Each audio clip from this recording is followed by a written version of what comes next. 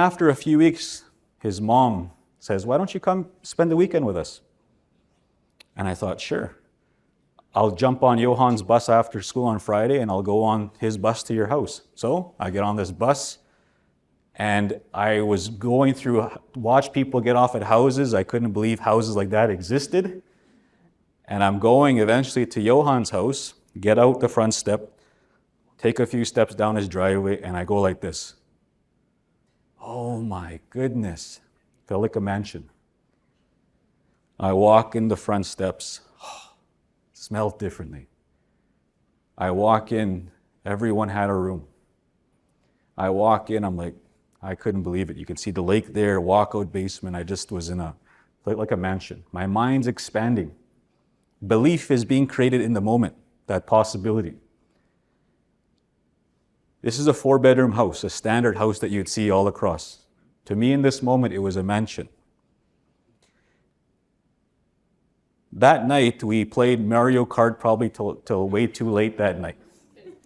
The next morning, I met his father. He woke us up because he was doing a workout in the basement.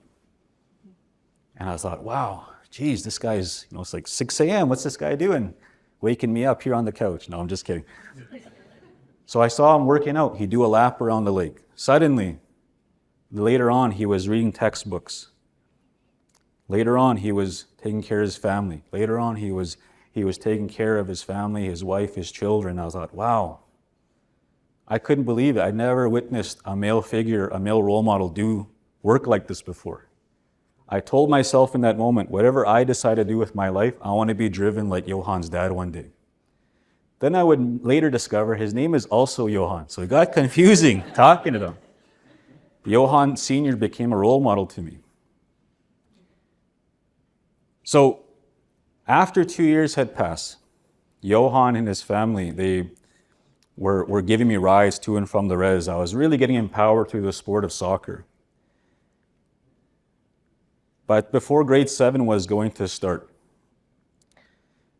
right after my birthday, Johan, this is one of our few photos together.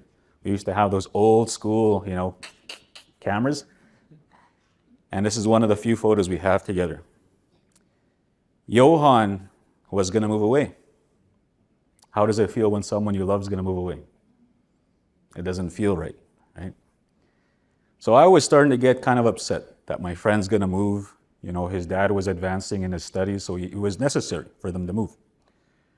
Right before they left, they got a chance to meet my mother. They got a chance to witness a single mother's drive to try help her children.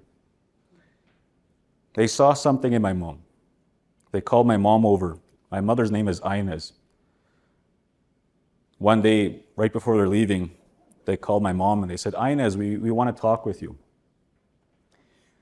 As you can see, we have to move away. We understand that, Kendall, your daughters, they don't have the vehicle, they don't have the means to go and continue to play sports." He said, "We have these keys here for you." And they pulled out these car keys. "We're not taking this vehicle that's parked there. You can take that. That's for you." This vehicle allowed me to continue to play sport. It allowed me to go to high school, continue to involve myself in sports, which kept me off the street, kept me off bad friendships that could have led me down the wrong path. I'm a big champion of keeping kids busy. My kids get really mad because they're always busy every week and they have no choice. I have a 14-year-old and 11-year-old to this day. And as time has gone on, it allowed me to finish high school. Took me to college. I played volleyball for 2 years in college in Alberta, came back to Saskatoon, and I finished 2 degrees at the University of Saskatchewan. During that time, I met my now wife. And we have, at this time, when I was just finishing, we were living in a 1-bedroom apartment. My sonny here is now 14, so this is over 14 and a half years ago. He's probably gonna get mad if he sees this photo. No, I'm just kidding.